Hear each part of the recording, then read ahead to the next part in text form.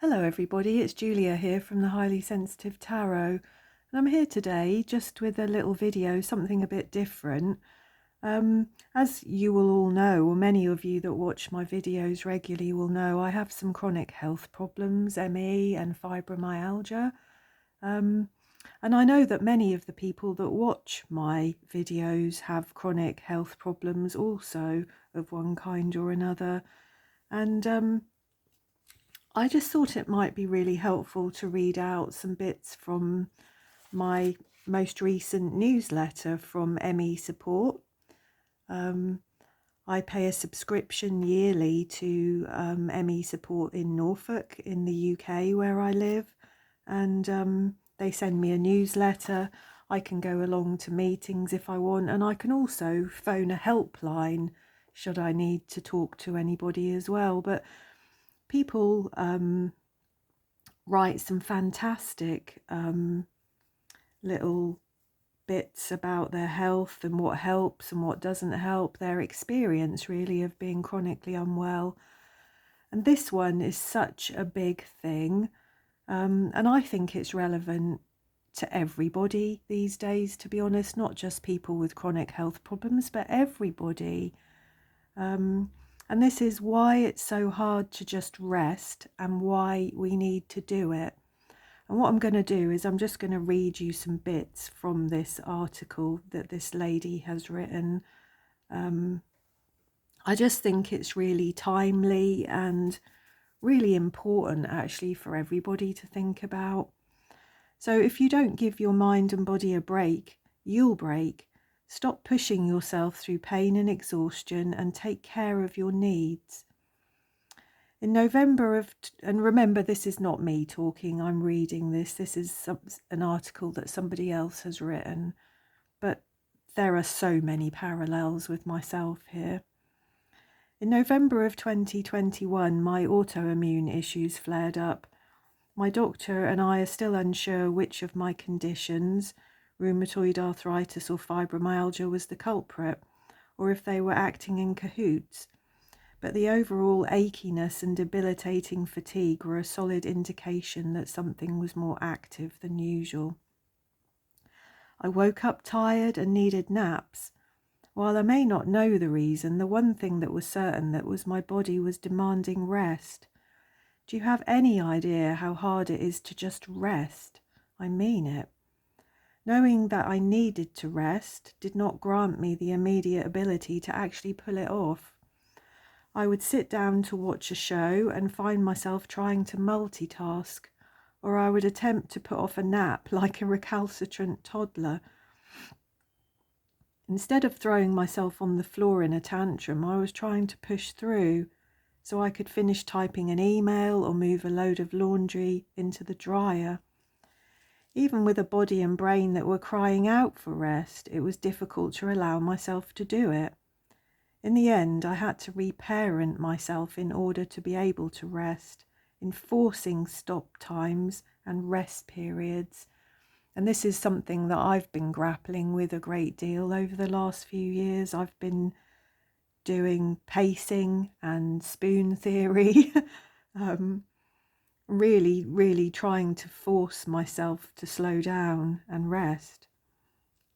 So she says, those of us in the Western world, especially here in the United States where I live, are programmed to be productive. We are told and we tell ourselves all of the things that we should be doing in order to be busy. Work in all its forms, from job tasks to errands to chores, it's what we're supposed to do. We are conditioned to be productive and to stay busy from the time we are young. We hear people say things like, I'll rest when I'm dead, and no rest for the weary. We are exhorted to pay our dues and put in the work. If we were somehow fortunate enough to avoid the overt messaging about staying busy and working hard that most of us received these messages indirectly by watching the people in our lives. We watched our parents come home from work with arms full of grocery bags, only for them to fix dinner while putting groceries away. or we were asked what we were doing and made to feel wrong if our answer to the question was a child's honest nothing. Long after dinner, once everything was cleaned up or tidied up and it was time to relax, we watched our parents do additional work, both paid and unpaid, or we watched them knitting, ironing, or pottering around the house. We have been told that we have to work hard in order to succeed, that nothing good comes easy, that we shouldn't stop when we're tired, but only when we are done. Sitting down and resting is not prioritized. Those who decide to rest often must justify it. It's like they have to earn the right to rest. And oh my God, I cannot tell you how strongly I have felt that in my life. And this idea of having to reparent myself over these ideas is huge as well. Anyway, rest doesn't only mean sleep, although sleep is a large part of it. It also includes sitting comfortably, doing not much of anything at all. It could mean listening to music or watching TV or meditating, or perhaps working quietly on a jigsaw puzzle or craft, or reading a book or an article, maybe playing solitaire or looking out the window or journaling. In the fall, as I was struggling with my autoimmune flare, it occurred to me that I should rest more. I was so accustomed to overriding my body's signals that I hadn't realised how far I'd pushed myself. When I tapped into how my mind and body were truly feeling, I was shocked to find that my mind and body were almost buckling on the edge of collapse. I waited to notice what was happening until I'd reached the point where I was unable to do many tasks in the day at all. A banner day during that time might have involved doing a single load of laundry or cooking dinner for my husband and me. I was so fixated on staying busy that I could no longer assess my need for busyness in an honest manner.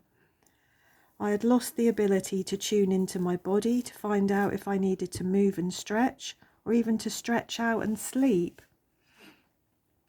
Had I continued to push ahead for much longer, I am 100% certain that I would have fallen ill.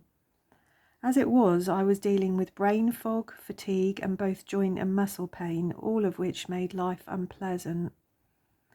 It's easy to see now that I should have never allowed things to get to that state, but fatigue and pain and brain fog have a way of teaming up on you so that you can't clearly assess how much of anything.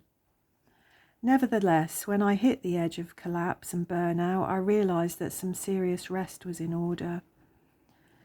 I essentially cleared my calendar for at least 3 weeks. I cleared my work calendar of appointments, scheduled some brief blog posts and emails, and took time off.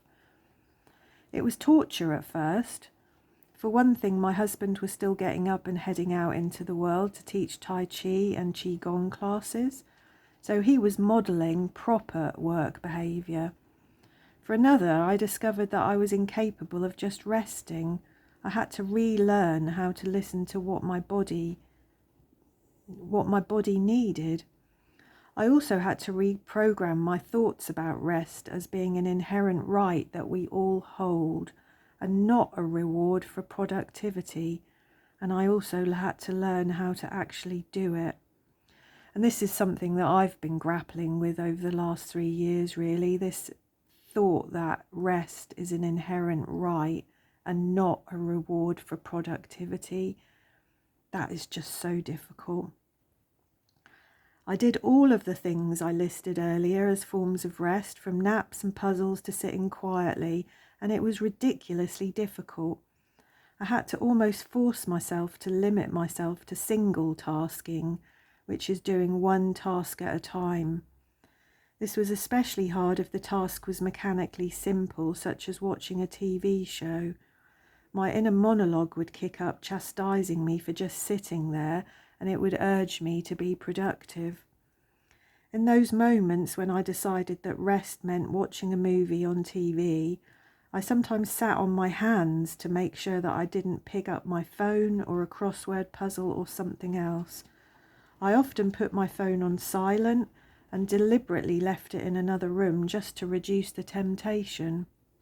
Full disclosure, Even with taking those affirmative steps to single task, I didn't always manage. I did, however, learn through reinforcement that there is nothing likely to arise in an hour or two of time that required me to give up on resting and take immediate action. I realised that in many ways I was retraining my nervous system to allow itself to relax. It was so used to being in a state of alertness that resting and allowing it to have some time off took some getting used to. What I learned when I started to budget rest into my days was that I could start to tell much more easily what signals my body was sending. It became easier to converse with my brain and body to find out how they were feeling and what they needed. It sounds a bit dissociated when put that way, but I have never felt more integrated than I do now.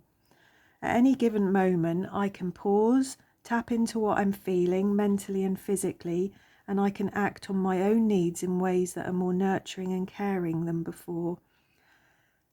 And you know, I actually have periods of time where I feel like I'm able to pause and tap into what I'm feeling and actually give myself what I need in that moment.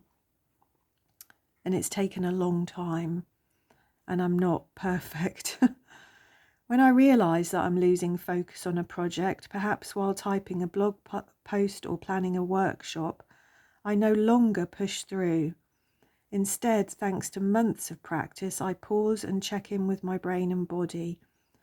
Thanks to practice, I can quickly ascertain whether I need to take a simple break to get up and walk around a bit, to take a walk outdoors, or to stop for the day.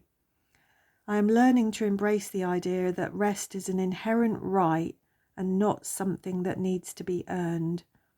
It is no longer something that occurs only once. I have pushed myself until the point of collapse.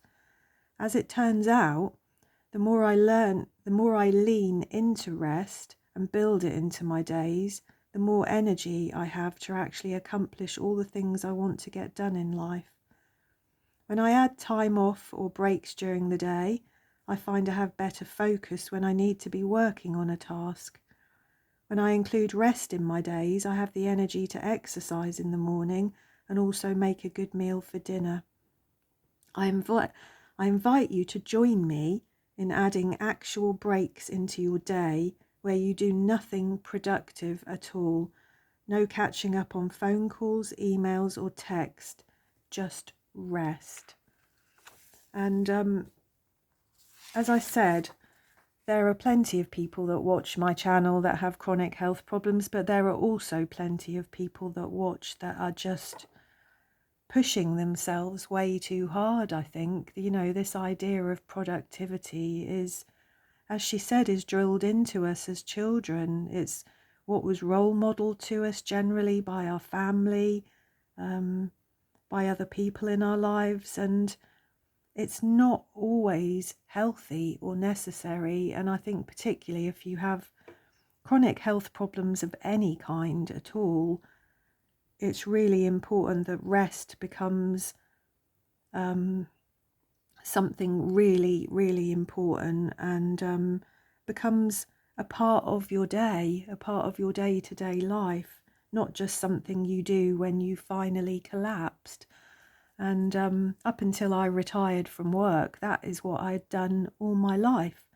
I'd kept going and going and going until I collapsed, when I would have to rest. And then when I felt I'd rested enough, I'd get up and I'd carry on again. And that just is no way to live. So yeah, I hope that this was helpful to some of you. I really hope that this was helpful, and that it gives you pause for thought, maybe. Please do say hello. It would be lovely to hear from you. And I'll see you all again soon. Thank you.